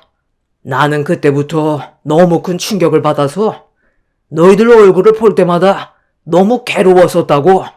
왜 그랬어? 서로 읽은 가정에 충실해야지. 왜 둘이 눈 맞아서 쓸데없는 짓을 한 거야? 내가 그동안 얼마나 힘들었는지 알아? 그동안 말이 없던 시부가 갑자기 말문이 터지더니 더 큰 충격적인 장면의 사진을 보여주었습니다. 언제부터인가 말수가 적어진 시부가 신경 쓰이긴 했었는데 엄청난 일을 숨기고 있어서 마음고생을 한 것 같았어요. 시부의 한마디에 가정이 파탄나게 될 것 같아 그런 상황들이 두려웠는지 말을 못하고 있었는데 제가 찍은 사진 한 장으로 시작된 사건이 시부가 내민 결정적인 증거로 둘째 신우의 남편과 막내 신우가 서로 눈이 맞았다는 걸 결국 인정하게 되었네요. 그날 집안은 아수라장이 되어버릴 정도로 엄청난 폭풍이 휘몰아쳤는데 또 다른 충격적인 전개가 펼쳐졌어요. 막내 신우의 한마디에 시모의 몸은 그 자리에서 굳어버렸습니다. 막내 신우가 둘째 신우 남편과 골프를 치러 갔다가 그곳에서 시모를 보게 되었고 둘의 사이가 들키게 될까봐 골프장에서 도망치려던 도중에 시모의 차에서 한 남자가 내리는 모습을 보게 되었다며 갑자기 핸드폰 속 사진을 불쑥 내밀었어요. 시모는 막내 신우의 핸드폰 속 사진을 보곤 온몸이 경직되었고 막내 신우는 추가적인 사진을 더 보여줬는데 저희 부부는 그 사진을 보고 입을 다물지 못했어요. 시모가 시부가 아닌 다른 남자와 과감한 스킨십은 기본에 입까지 맞추는 충격적인 장면이었죠. 시부는 온몸을 부들부들 떨었고 순식간에 초토화가 되어버린 집안은 아수라장이 되어버렸네요. 그날 이후 집안엔 피바람이 불었는데 둘째 신우와 막내 신우 내외는 결국 이혼을 하게 되었고 시모 또한 외간 남자와 바람 피운 거를 인정하게 되면서 시부와도 갈라서 버렸어요. 한순간에 무너져 내려버린 집안은 돌이킬 수 없는 결과로 이어졌고 각자 뿔뿔이 흩어져 살게 되었습니다. 그렇게 한바탕 난리가 난 뒤 모두 연락을 끊고 지내고 있었는데 시모가 저희 집에 찾아왔어요. 시부와 이혼을 하고 난 뒤 따로 살게 된 시모가 돈이 다 떨어졌는지 남편에게 생활비를 받으러 왔는데 과거에 아픔이 많았던 저희 부부는 손을 내민 시부를 돌려보냈어요. 그런데도 여러 번 찾아와서 도와달라며 과거의 잘못은 깊게 뉘우치고 있다고 한 번만 기회를 달라는데 저희 앞에서 거짓 눈물을 흘리고 있는 시모에게 조금의 감정도 생기지 않았습니다. 상처를 너무 크게 받았던 터라 도와주고 싶은 마음이 없었어요. 저희 부부한테는 온갖 상처 다 줘놓고 정작 혼자가 돼서 도움받을 곳이 없어지자 저희한테 찾아온 시모를 받아주고 싶지가 않았습니다. 남편은 눈물을 흘리면서 용서를 구하는 시모를 강하게 내쳤어요. 저희 부부는 곧 이사를 앞두고 있는 중입니다. 이번에 떠나게 되면 그 누구와도 엮이지 않을 생각이에요. 한 번 도움을 주면 시모는 분명 당연하게 생각하고 계속 생활비를 요구하겠죠. 아직은 이르다고 생각해요. 본인이 저희 부부에게 어떤 상처를 줬는지 과거를 되돌아보고 충분히 반성하는 시간을 가졌으면 좋겠습니다. 한 번 거절했다고 저희 집 앞에서 난리치고 떠난 시모는 100번 기회를 줘도 절대로 본인 잘못을 인정할 사람은 아닌 것 같아요. 하루빨리 이사해서 지긋지긋했던 악연 확실히 끊어내고 행복하게 살고 싶네요. 날씨가 많이 추워졌는데 항상 건강 조심하시길 바랍니다. 감사합니다. 안녕하세요. 저는 40대 여자입니다. 작년 이맘때쯤에 막내 동서가 새 며느리로 들어왔었어요. 상당히 살갑고 애교가 있어서 시댁 가족들 모두에게 사랑을 받았었죠. 그런데 막내 동서에게는 한 가지 문제점이 있었습니다. 자신에게 이득이 되지 않는 것 같은 사람에게는 차갑고 버릇없는 행동들을 거침없이 보여줬어요. 특히 저희 부부에게는 얻을 게 없다고 생각한 건지 막내 동서는 제가 무슨 말을 해도 무시하는 행동을 자주 보여서 심기가 불편했던 적이 몇 번 있었습니다. 그래도 최대한 좋게 넘어가려 했었어요. 가족들과 얼굴 붉히면서 싸워봤자 감정 소모와 서로에게 상처만 남게 되니 최대한 조용히 넘어가길 원했었어요. 그런데 남편은 막내 동서의 버릇없는 행동을 참을 수 없었는지 한자리에 모여있는 가족들 앞에서 한바탕 난리를 피웠고 막내 동서와의 사이는 상당히 안 좋아지게 되었습니다. 한 번 깨진 분열은 좀처럼 관계 회복이 되지 않았고 얼굴을 마주할 때마다 느껴지는 차가움은 점점 더 거리를 멀어지게 만들었습니다. 남편은 동서의 버릇없는 행동을 뿌리 뽑아야 한다며 절대로 가까워지지 말라며 안 좋은 분위기를 조성했어요. 그런데 이런 문제가 꽤 오랜 시간 지속이 되다 보니 잘못은 동서가 했는데도 되려 손윗사람인 제가 문제라면서 안 좋은 분위기로 계속 끌고 갈 필요가 전혀 없는데 저 때문에 분열이 생겼다며 되려 화살이 저에게 돌아오게 되었습니다. 그 말을 들었을 때 서운하기도 했었지만 제가 잘못을 한 것도 아닌데 상황을 악화시켰다며 저에게 얼굴을 붉혔습니다. 시모는 동서내외가 일이 바빠서 바로 신혼여행을 못 간 것 때문에 예민해서 그럴 수 있는 건데 제가 상대방에 대한 배려가 너무 없다고 흥분해서는 막말을 쏟아냈어요. 그런 말을 가만히 듣고 있는데 그동안 저를 어떻게 생각하고 있었는지 전부 다 느낄 수 있을 만큼 많은 상처를 받게 되었습니다. 막내 동서는 시모가 뒤에서 편을 들어주니 상당히 든든했었는지 코평수가 커져서는 저를 내려다보고 있었습니다. 그런 모습이 어이가 없었던 저희 부부는 한동안 시댁 모임이 있을 때 가지 않았어요. 가봤자 저희 부부가 얻을 것도 없고 오히려 감정만 상해와서 그냥 안 가기로 했었습니다. 그렇게 얼마의 시간이 지나고 시모에게 전화가 왔어요. 막내 동서가 신혼여행을 다녀왔는지 다음날 시댁으로 오는데 저희 부부도 같이 오라는 말을 꺼냈습니다. 일 때문에 바빠서 신혼여행을 늦게 가게 된 동서가 신혼여행을 마치고 돌아왔는데 그래도 가족들끼리 반겨줘야 하지 않겠냐며 이번 기회에 서로 좋게 풀라고 했지만 저는 내키지가 않았어요. 제가 왜 버릇없는 막내 동서한테 손을 내밀어야 하는지 이해할 수 없었죠. 시모는 손윗 사람이면 마음이 더 넓어야 하지 않겠냐며 하루 이틀 얼굴 볼 사이도 아닌데 어른답게 행동하라고 상황을 더 악화시키지 말라고 했어요. 솔직히 평생 얼굴 안 보고 사는 게 제가 원하는 거였고 시댁 식구들과 별로 엮이고 싶지 않아 시모의 말에 답을 하지 않았습니다. 시모는 제가 말이 없자 이번 주말에 오지 않는다면 직접 저희 집에 찾아와 난리치겠다면서 강압적인 모습으로 저를 난감하게 만들었습니다.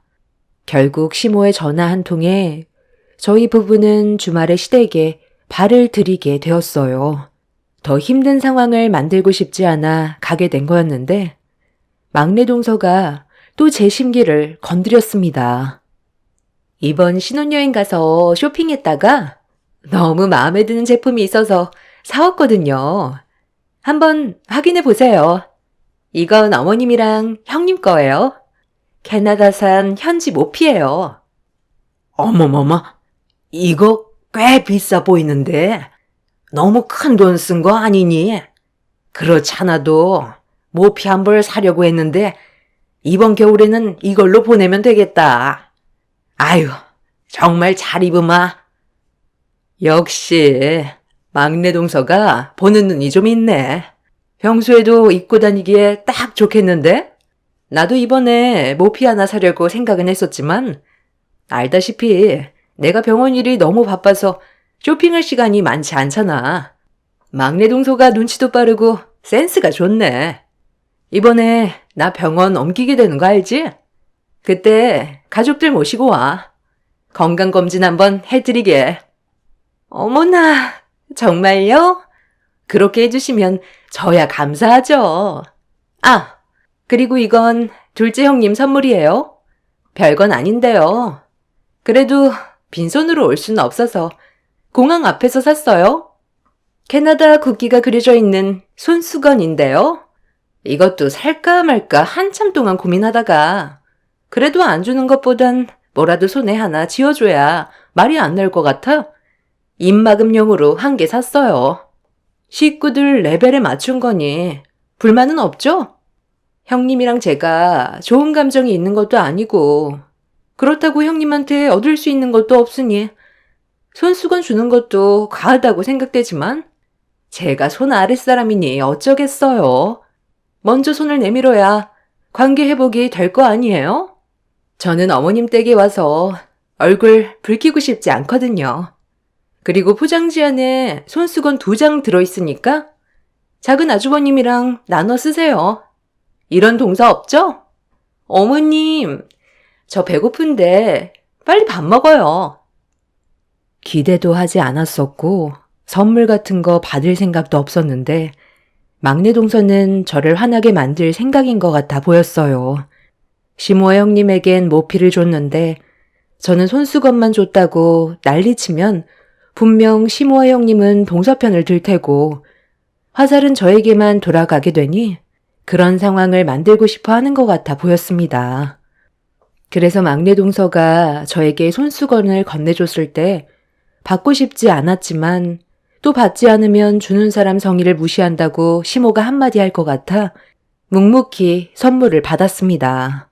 동서의 거침없는 말투와 행동을 지켜보던 남편은 감정이 상했는지 한마디 하려 했지만 제가 시댁에 오기 전에 절대로 먼저 흥분하지 않아야 된다고 신신당부했었거든요. 되려 상황을 악화시킨다면 저희가 잘못이 없는데도 피해를 볼 수 있기 때문에 최대한 감정 조절을 하기로 대화를 나눴었어요. 그렇게 저는 제 할 일만 딱 하면서 최대한 막내 동서와 부딪히지 않으려 했는데 주방에서 설거지를 하고 있던 저에게 형님이 다가왔어요. 막내 동서가 들어오기 전에도 저를 싫어했었는데 마음에 맞는 막내 동서가 들어오니 그 시너지가 더 커졌는지 말을 더 함부로 했어요. 막내 동서가 동서랑은 너무 다르네? 막내 동서는 사회생활을 너무 잘하는 것 같지 않아? 가족들 생각해서 모피코트 사온 거 봐봐. 저게 한두 푼도 아니고 딱 봐도 상당히 비싸 보이는데 그걸 2벌이나 사가지고 왔잖아. 반대로 동서가 이 집에 들어왔을 때는 신혼여행 다녀오고 나서 뭘 사가지고 왔더라? 너무 하찮은 거라. 생각도 안 난다. 먹을 거였나? 여기에서부터가 가족을 생각하는 차이가 다른데 이쁨을 받을 수 있겠어? 되려 비교가 돼서 차별만 더 심해지지? 동서는 제발 생각 좀 하고 행동해. 이런 식으로 분위기 안 좋게 조성해봤자 동서만 손해야. 막내 동서는 눈치도 빠르고 사람 기분을 너무 잘 파악해서 들었다 놨다 할 정도에 집안 형편도 좋잖아? 그런데 동서는 집안 형편도 별로 좋지 않고 지금 하는 일도 돈벌이가 시원찮아서 먹고 살기도 힘들다며? 나는 둘째 서방님이 왜 동서를 선택해서 안 좋은 길을 걸어가는지 정말 이해가 안 돼. 볼 것도 없는 동서가 우리 집안에 들어와서 분위기만 흐리고 있잖아. 제발 얼굴 좀 피면 안 될까? 너무 불편해서 참고 있다가 한 소리 하는 거야. 동서 때문에 또 일을 크게 만들고 싶지 않거든? 앞으로는 제발 더 조심해줬으면 좋겠어. 형님, 우리 부부 열심히 살고 있고 지금 먹고 사는 걸로도 충분히 행복하게 지내고 있어요. 그리고 형님이랑 저는 이미 예전부터 별로 안 좋았잖아요. 노력한다 해도 달라지는 것도 없는데 제가 뭘 더 해야 된다는 거죠? 결혼 생활 5년 동안 불평물만 없이 지금까지 최선을 다해왔지만 항상 돌아오는 건 저에 대한 불만밖에 없었잖아요. 그래서 더는 하고 싶지가 않아요. 의미 없는데 힘 빼고 싶지도 않고 제가 이 집안의 며느리로서 해야 될 일만 하려고요. 어머머머, 세상에. 그냥 네, 알겠습니다. 앞으로 잘할게요. 이 말 한마디만 하면 되는 건데. 둘째 형님이 그런 식으로 행동을 하니까 일이 커지는 거 몰라요? 아휴, 정말 너무 답답하다. 이러니 욕을 먹는 거예요. 큰형님 마음 이제야 충분히 알겠어요.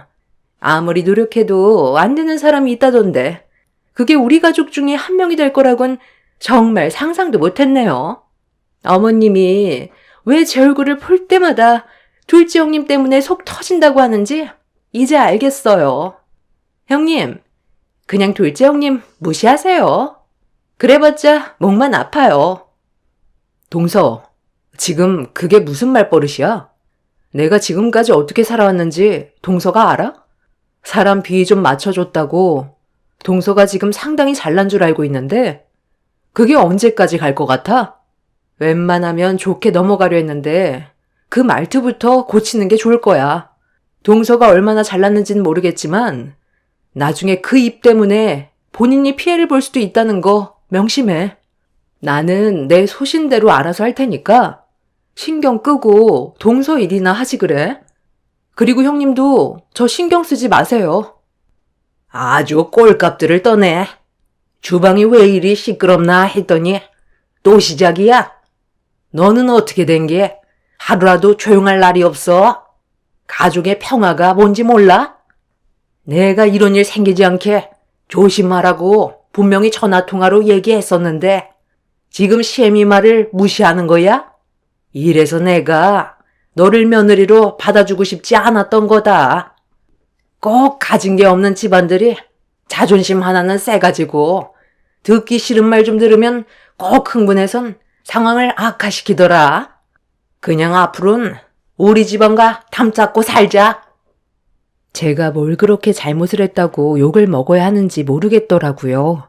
시댁 며느리로 5년 동안 지내오면서 정말 많은 노력을 해왔는데 돌아오는 건 차가운 시선과 저에 대한 불만밖에 없었어요. 그래서 저도 예전과 다르게 마음의 문이 닫혀 제 할 일만 해왔었는데 이런 모습들이 시댁 식구들에게는 불만으로 쌓이게 된 것 같았습니다. 저를 차별하지 않고 똑같이 한 식구로 받아줘서 좋은 관계를 유지하기 위해 서로가 노력을 했었다면 이 정도까지 감정이 안 좋아지지는 않았을 거예요. 하지만 막내 동서가 들어오고 난 이후부터 저에 대한 불만과 차별은 제가 감당하기 힘들 정도로 너무 심했습니다. 그날도 역시나 예외 없었고 흥분한 시모가 저에게 막말을 쏟아내면서 또다시 시작된 가족들의 불만은 결국 그만하고 싶다는 마음까지 들게 만들었어요. 더 이상의 관계는 무의미한 것 같아 저희 부부는 2번 다시 시댁에 오지 않기로 결정했어요. 더 이상의 더러운 꼴 보고 싶지 않았고 이렇게 살 바엔 영 끊고 사는 게 속 편할 것 같아 그날 이후 바로 행동으로 옮겨버렸어요. 전화번호 싹 다 바꿔버리고 이사까지 하게 되어버렸죠. 연락이 닿지 않게 거의 모든 걸 바꿔버렸습니다. 남편도 저를 무시하는 시댁 식구들의 행동들을 더 이상 참을 수 없다고 강하게 의사표현을 했었는데 시모는 부모와 연 끊는 건 아니라면서 차라리 저와 이혼을 하라고 강요를 했습니다. 하지만 남편은 제 편이었고 그렇게 저희 부부는 서로만 의지하면서 살아가기로 결정을 내리게 되었네요. 그렇게 연락을 끊고 지내는 동안 너무 행복했었고 지긋지긋했던 얼굴 안 봐도 돼서 더는 스트레스 받을 일도 없었어요. 그 전에는 시댁 식구들 때문에 정신적으로 많이 힘들었는지 장염도 자주 걸리고 몸에서도 이상 반응이 자주 왔었는데 시댁과 연락을 끊고 지내는 동안은 스트레스를 안 받아서 그런지 몸이 예전과는 다르게 많이 좋아진 걸 느낄 수가 있었습니다. 평생 이렇게 살고 싶었어요. 아무런 방해 없이 저와 제 가족을 위해서만 살아가고 싶었고 그렇게 남편과 함께 잘 지내고 있었는데 어느 날 제 아이가 감기에 걸렸는지 머리에 열이 나길래 남편과 함께 시간을 내서 병원을 함께 간 적이 있었어요. 그런데 동네 병원에서 처방받은 약을 먹였는데도 열이 쉽게 떨어지지가 않자 좀 더 큰 병원을 가보라는 말에 상급병원을 가게 되었는데 그곳에서 예상치 못한 상황과 맞닥뜨리게 되었습니다. 큰 형님과 막내 동서가 채용센터에서 대화를 나누고 있는 모습을 발견하게 되었는데 제가 간 상급병원이 큰 형님이 새로 옮기게 된 병원인 것 같았어요. 저는 두 사람의 심각한 얼굴 표정을 보고 뭔가 이상함을 느끼고 몰래 숨어서 어떤 상황인지 살펴보고 있었는데 큰 형님이 막내 동서를 데리고 급하게 자리를 이동하더라고요. 그 모습을 지켜보던 저도 두 사람 몰래 뒤를 따라가게 되었는데 옥상으로 올라간 형님과 동서는 대화를 다시 이어가기 시작했고 저는 최대한 두 사람의 뒤에 가까이 다가가 몰래 엿들었어요. 옥상은 휴게실로 되어 있었기 때문에 여러 사람들이 왔다 갔다 해서 형님과 동서는 제가 가까이 다가온 줄도 모른 채 심각한 대화를 나누고 있었는데 입을 다물지 못할 정도로 경악할 만한 대화 내용을 듣게 되었습니다. 그래도 난 의사이고 환자에게 알릴 의무가 있는데 이걸 모른 척하기에는 너무 심각한 문제라 나는 알려야 된다고 생각해. 이건 내 양심 문제이기도 하잖아. 아유, 잘 알죠. 제가 형님 마음 모르는 거 아니에요. 하지만 이 사실을 알리게 되면 누군가는 모셔야 할 텐데 형님이 모실 거예요? 그건 또 싫잖아요. 저도 마찬가지고요. 둘째 형님은 연락도 끊겨서 지금 어디에서 어떻게 살고 있는지도 모르는데 그럼 형님이나 제가 책임을 져야 하는 거잖아요. 저는 그런 삶을 원한 게 아니에요. 저 이제 막 결혼했어요. 저는 신혼생활을 어머님 수발 들면서 살고 싶지 않아요. 형님도 병원을 옮긴 지 얼마 되지도 않아서 신경 쓸 일이 상당히 많다면서요. 잘 생각해 보세요. 생활에 지장을 받게 되면 오히려 가족들 간에 안 좋은 영향만 받게 될 텐데 나중에 어머님 건강 문제로 집안 싸움이 날 수도 있는 거예요. 형님이 의사인 거 충분히 이해하고 양심에 걸린다는 거 알아요. 하지만 항암 치료 받는다고 해도 이미 어렵다면서요. 그럼 아버님 요양병원에 모신 것처럼 어머님도 요양병원에 보내버리면 되는 거잖아요. 어머님도 아버님 치매 때문에 힘들어서 더는 버티지 못하겠다고 요양병원 보내버렸잖아요. 저희라고 안 해야 될 이유 없죠? 어차피 췌장암 3기면 곧 말기 되는 거고 더 이상 희망도 없을 텐데 돈은 돈대로 나가고 환자라고 옆에서 시간 날 때마다 신경 써줘야 하는데 저는 그런 피곤한 삶 살고 싶지 않다고요. 형님은 저랑 대화가 잘 통할 줄 알았는데 그게 아니었나 봐요? 어차피 이렇게 된 거 현실을 받아들이라고 하면 되잖아요. 한동안 조용히 지켜보고 있다가 병이 훨씬 커진 다음 손 쓰기 힘들어질 때 그때 얘기하고 요양병원 보내면 딱이겠네요. 그렇게 어머님과 작별하게 되면 재산 나눠 가지면 되는 거고 깔끔하게 저희 삶 살면 되는 거잖아요. 의사라고 해서 꼭 옳은 판단만 할 수는 없잖아요. 저희 가족을 위한 일이라고 생각하면 받아들이기 수월할 것 같은데. 형님이 좀 전에 그랬잖아요.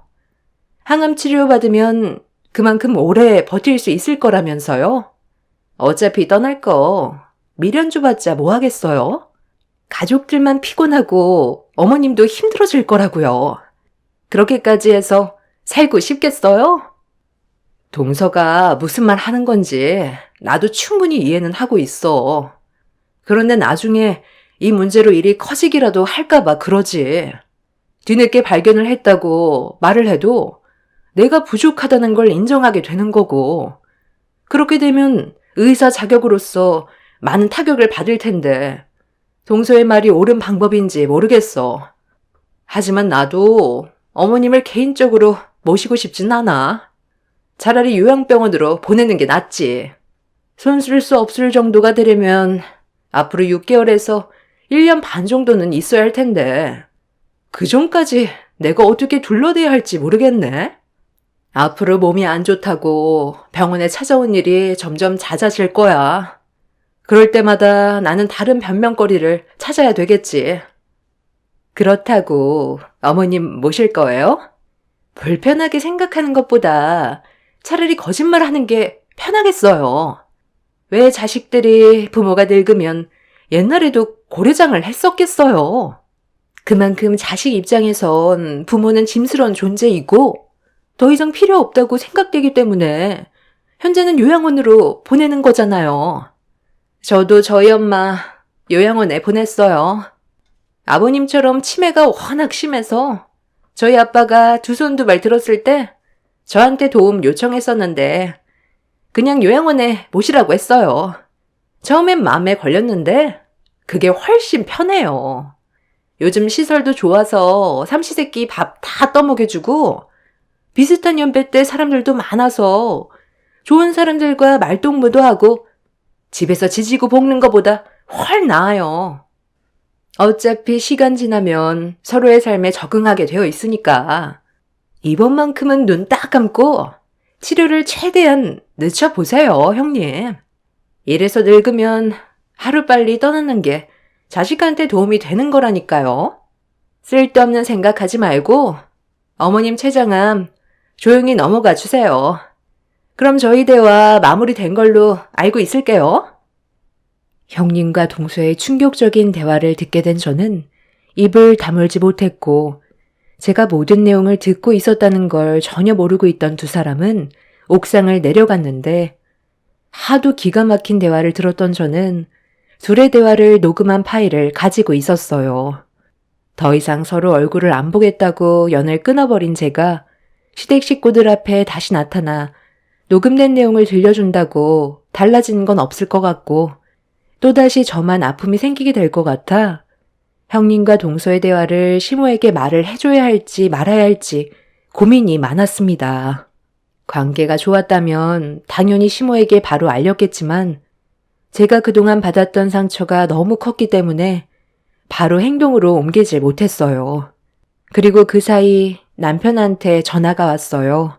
잠깐 화장실 간다고 했었는데 제가 나타나질 않아서 걱정이 됐는지 전화를 받자마자 어디냐고 물어보길래 남편 보고 아이를 데리고 옥상으로 올라와 달라고 부탁을 하게 되었네요. 남편은 심각한 얼굴을 하고 있는 저에게 다가와 무슨 일이냐고 물어보길래 그래도 남편은 알아야 될 것 같아 제 핸드폰으로 녹음한 형님과 동서의 대화를 들려주었고 엄청난 사실을 알게 된 남편은 사색이 된 얼굴로 저를 바라보고 있었습니다. 남편은 아무리 시모가 저희 부부에게 안 좋은 행동을 했어도 남편은 자식이고 병을 가지고 있는데도 알리지 않는 건 잘못된 거라면서 흥분을 가라앉히지 못하고 있었지만 쉽게 발은 떨어지지 않았습니다.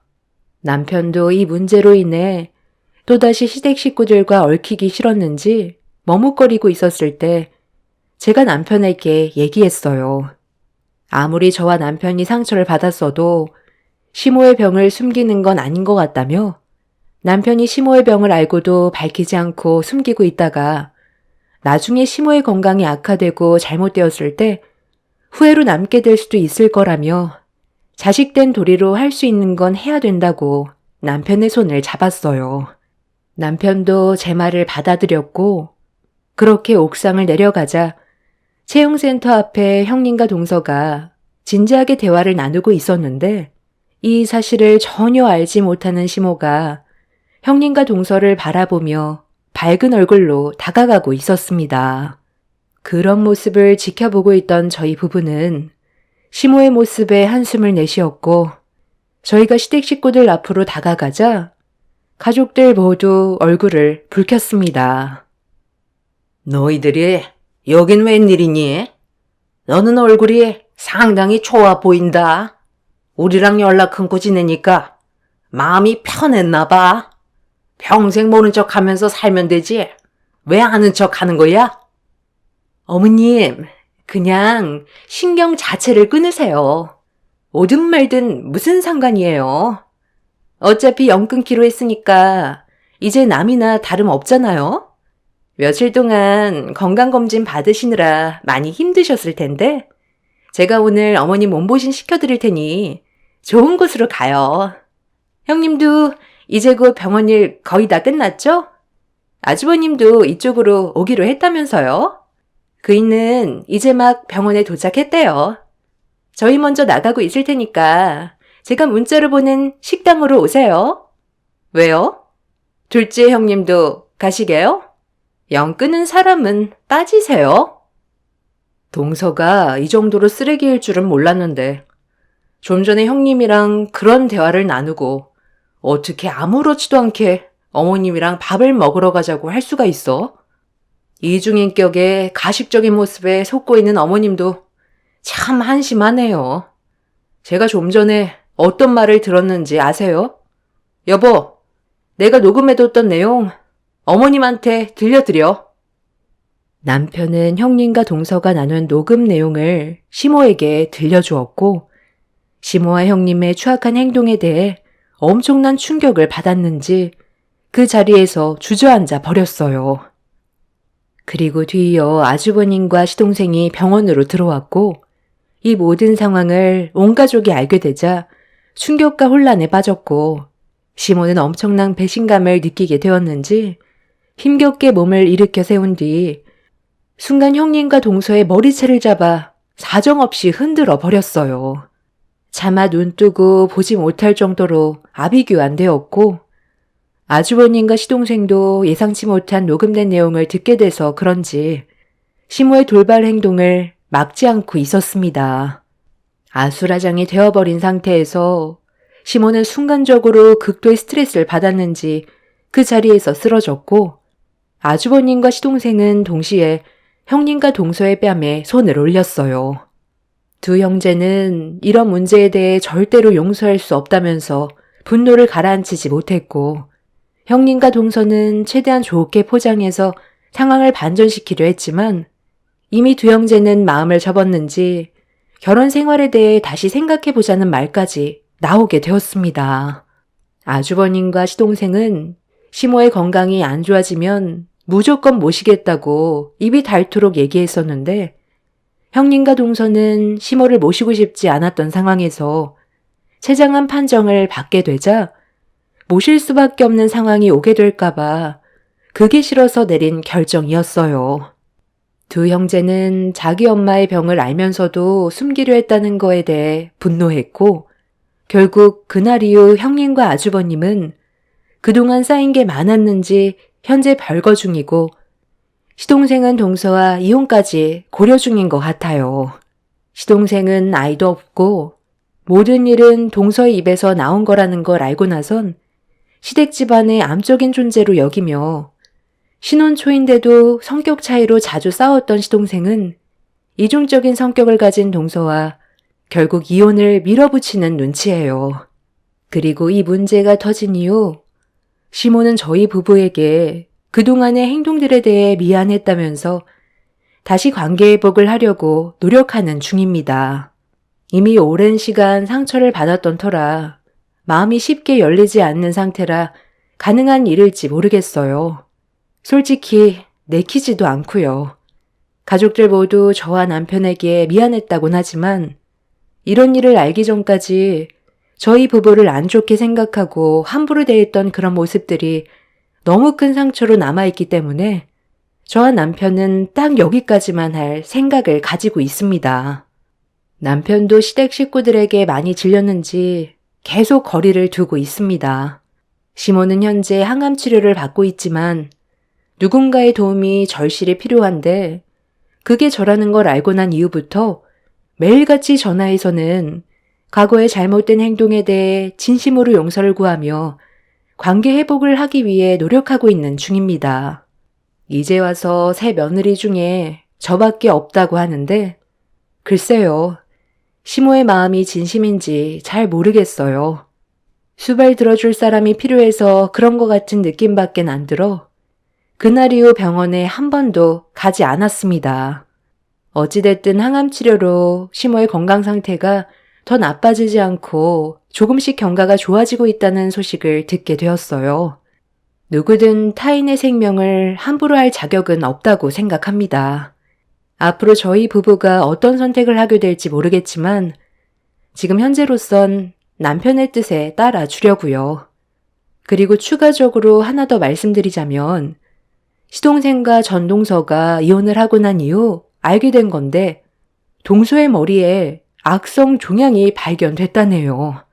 시동생과의 이혼으로 충격받아 쓰러진 줄 알았는데 검사 결과 머릿속에 뇌종양이 자라고 있다는 소식을 들었습니다. 본인의 업보겠죠. 여러분들께서도 언제나 선한 마음으로 관계되어 있는 사람들과 좋은 관계를 유지하시길 바랍니다. 감사합니다.